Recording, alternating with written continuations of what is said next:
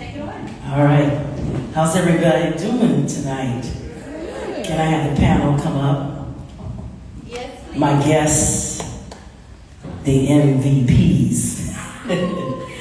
For those of you who are from Detroit or visiting Detroit, we got a way that we address everybody. What up, though? What up, though? What up, though? What up, though? I'm Miss Marjon. I'm going to be the moderator, but I'm also known in this city as the Queen of Convo. I started podcasting when it first came out, so we're going to go podcast style on y'all to end it out for the night. Is that okay with y'all? Is that okay with y'all? You're looking at me like, I don't know. All right, so just real quick, Devin, he's not here, right? Okay, that's all right. That's what we're going to keep going. We got Mercedes and Ebony. But just to give you an idea of the outline, when you podcast, we're going to introduce ourselves, but when you podcast, there are 4 parts tonight. We are going to tell our story, who we are, and then we're going to talk about what happened. Ebony and Mercedes. And then where are you now? And then we're going to have a call to action. For those of you who are involved in the organizing, activists, advocate, realm, we always have to have a call to action. You just can't leave out of here and not hold everybody accountable. All right? Is that fair, everybody? All right, I'll start off with the intro. Like I said, I'm Miss Marjon. I am the communications director for Michigan Liberation. We are a grassroots organization working along with DJC and other organizations, and I'm recognizing a couple of your faces to end mass incarceration here in the state of Michigan. Like I said, just a few seconds ago, I started podcasting when it first came out. I used to work for iHeartRadio. I still do radio. I podcast. In fact, I just completed a contract with the city of Royal Oak doing their podcast for Juneteenth. Yes, clap it up. And I also started Michigan Liberation's podcast. We're on our 4th season and everything. I submitted for an Emmy. We didn't make it, but guess what? I'm an Emmy judge. So there you go. My thing is what? Those closer to the problem are closer to the solution. So I'm going to figure out how to get my Emmy. All right, y'all. So with that, I got Ebony. Ebony, raise your hand. And I got Mercedes. If you could go through and tell us who you are and why you're here. That mic isn't working. Oh, that mic's not working. Okay.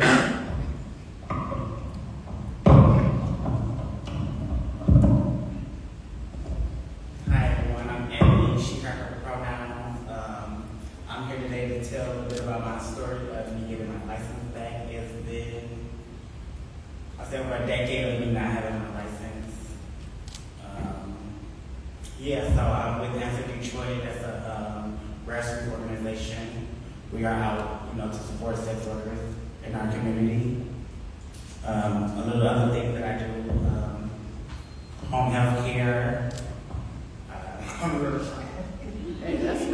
trying to get those shyness out of everybody looking at me. So it's like,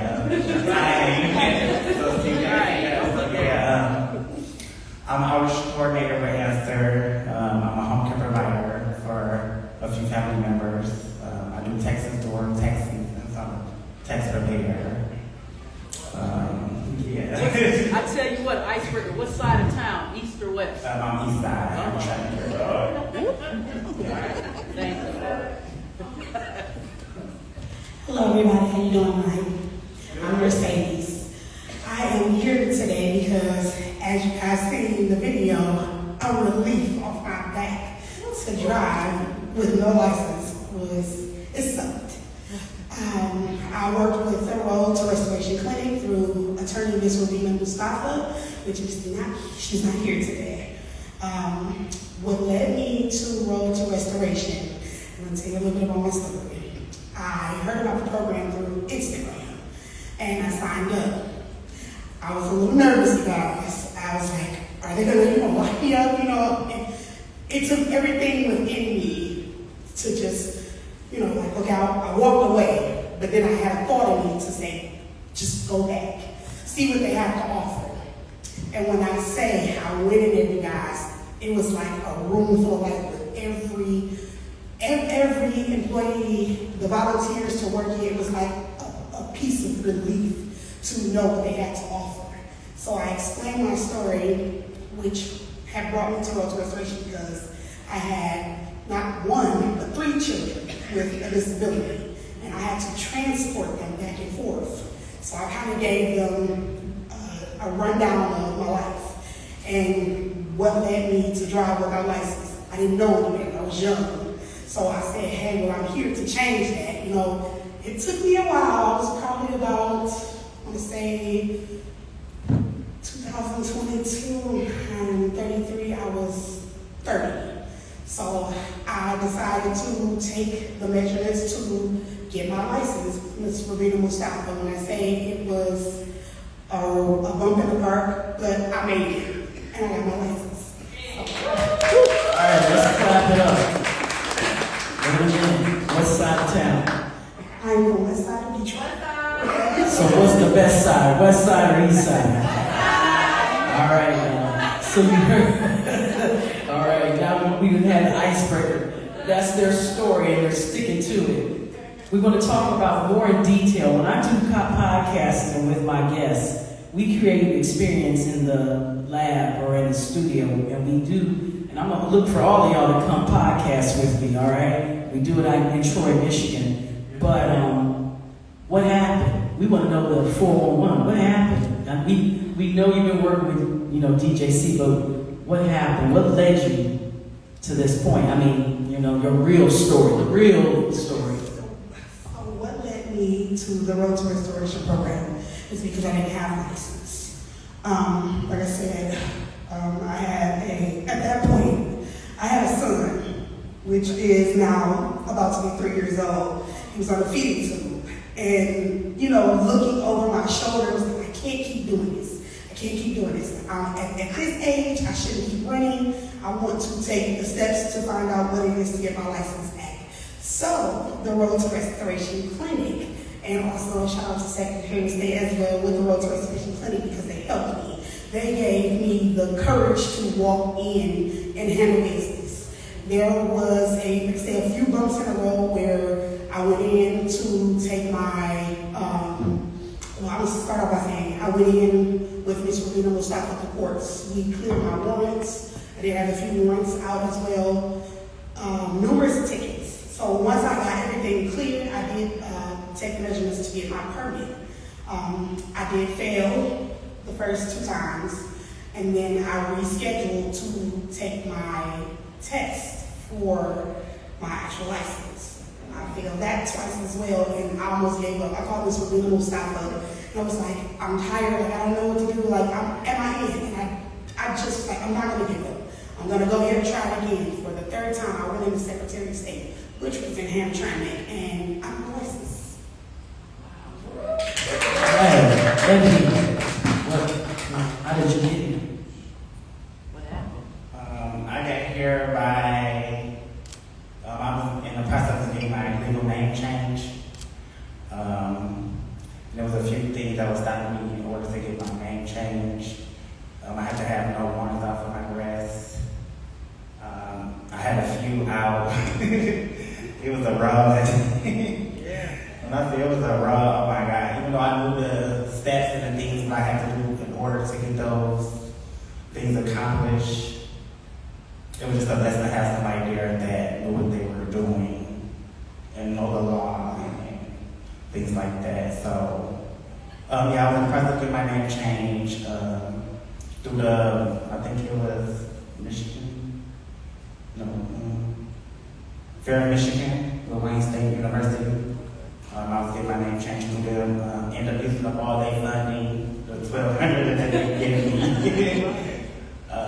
And excuse me. So by that time, I used up all their funding. They told me I cannot get any more tickets while being in the program. I ended up racking about 3-4 more tickets on top of the ones I just had cleared. So they're like, look here, Ebony, you have to get together. You can only help with the ones you came in the program with, and I'm staying stacking and receiving tickets after tickets. So eventually, I ended up taking care of, I think, like one or two at the time. That's when DJC came apart. One of my collective members to answer knew Nancy Parker. Yeah. She knew them, got me connected with them. They ended up coming in. Dr. Mustafa, she was my attorney to as well. She was very helpful. So yeah, that's how I got here. We work with this one mic thing. Okay, so now we know who you are, and we know kind of like what happened, you know, how you got here. Kind of walk us through the process of once you know, the road to restoration, your point of view. You know, walk us through the steps from your point of view, if you don't mind. Either one of you. Actually, my steps were, I think I had Detroit, Highland Park, Warren, East Point, and the one that I ended up racking up extra was, I think it's Ypsilanti, because I had a little job out there that I was taking care of.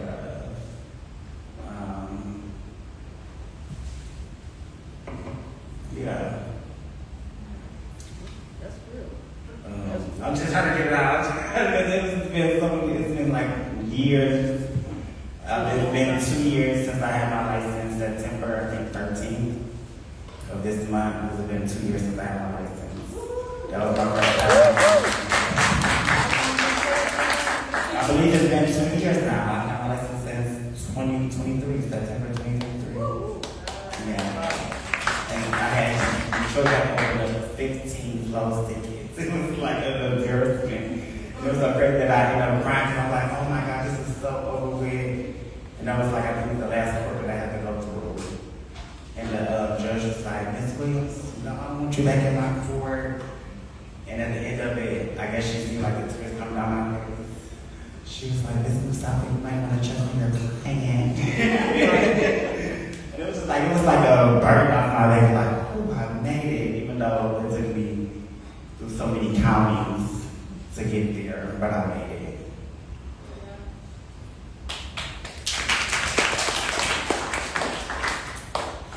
My steps were, I had tickets, mainly with Detroit.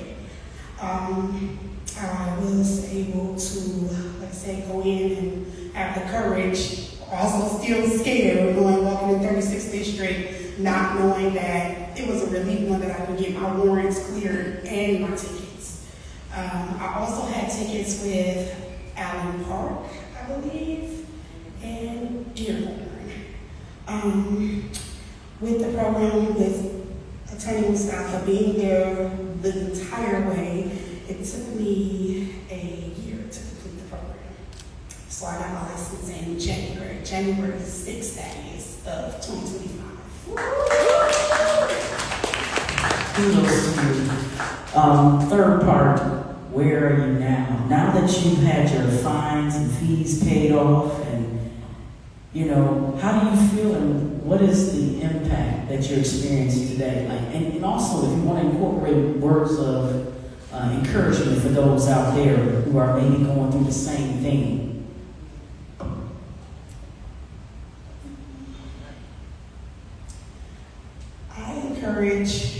I would say everyone out there to get their license.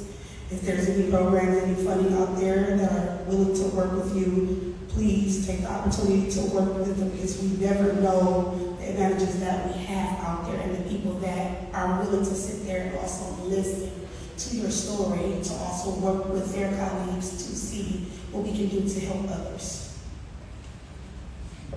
What was the question? I was still up there. Resonating to the I'm showing as of now, as of today, my license. I just had 2 tickets, but luckily they both got dismissed.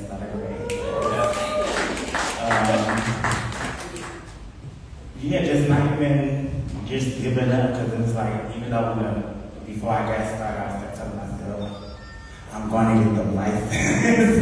I was telling myself, I'm going to get the license. I'm the $1,400 I was paying more, all type of, it was crazy. It was like, I'm going to get the license, and I actually passed with flying colors, so I was like, yeah, I'm going to get the license, baby. Without the license, it was like I wasn't anywhere.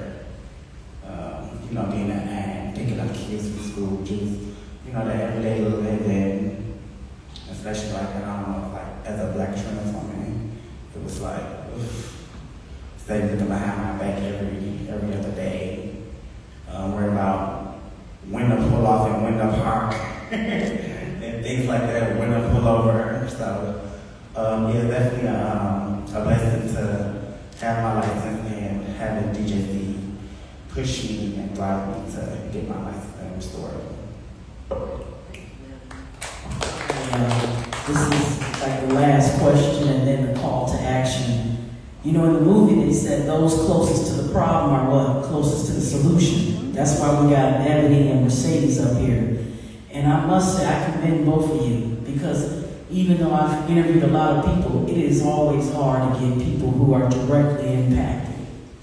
A lot of people get their license or they get their record expunged and they gone. They don't want to be on the news. They don't want to be interviewed. So I commend you. Let's give it up for them, y'all. Come and tell them their story.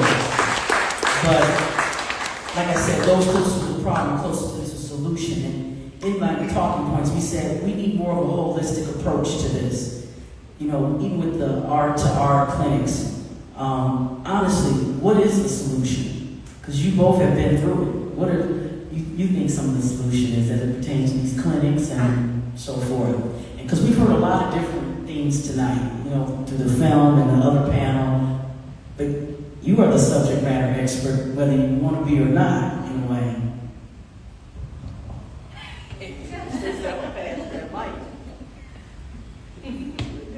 Nothing's ringing. I would say just don't give up. Just, keep thriving. Show up as a better version of yourself. Get the job done. Do you think there's anything that could be improved during this process? During this process? Yeah. I don't think it needs to be tweaked because I don't know, it gave it all it gave. I would say, like, it gave all it was supposed to give at that moment. Let me ask you, how did you feel ringing that bell? I didn't go to the clinic. I think I came through the hoops and the loops and the crack of the door. I think I was the first one. If I'm not mistaken, I believe I was the first one before the clinic got started. All right, so we got to ring your bell. Yeah, like, but yeah, I wasn't part of the clinic. I guess I got through the loops of who knowing who and, somebody that knows somebody. Did you ring the bell? No, I actually didn't get a chance to ring the bell. You got to ring that bell, y'all.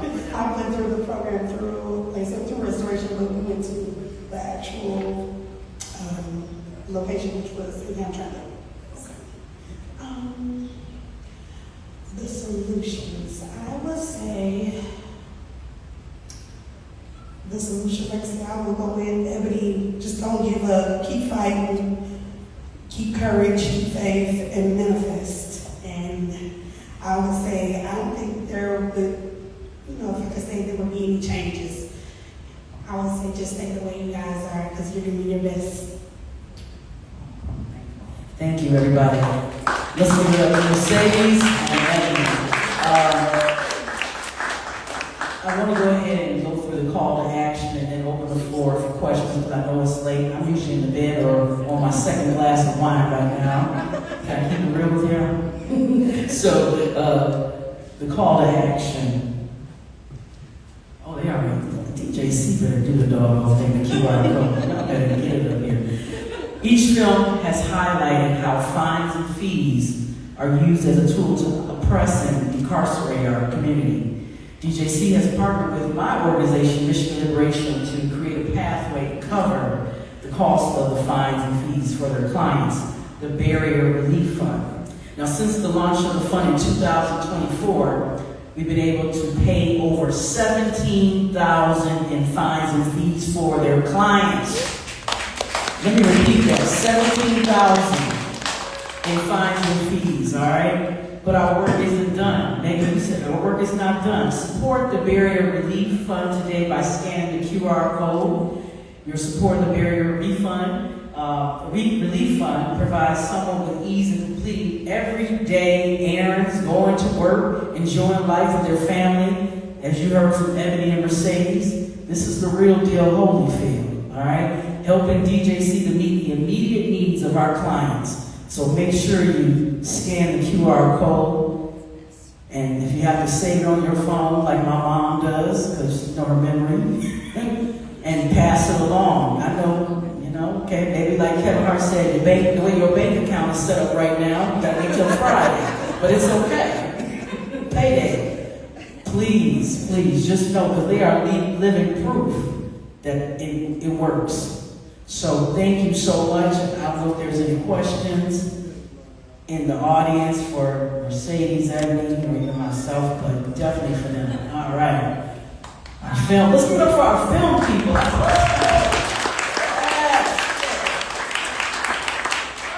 would say, my question is, in the second film that we watched, we saw that people who were impacted by the issue were a part of creating solutions in their area. And so I'm wondering, what would you need in order to be involved in like more citywide solutions or even statewide solutions like we saw in New Mexico? Like, what would you need to engage in that type of role? Well, watching the video, me personally, I feel like I would say more so be more of the voice, how they were in that video. If we would stand up and be more of the voice and be heard, this could probably go nationwide and they can help others as well in their story.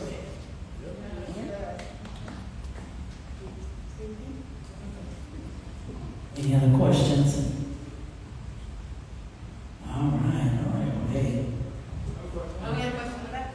Oh, go ahead. I'm sorry. Have you recommended anyone you know to the program, or kind of passed it forward?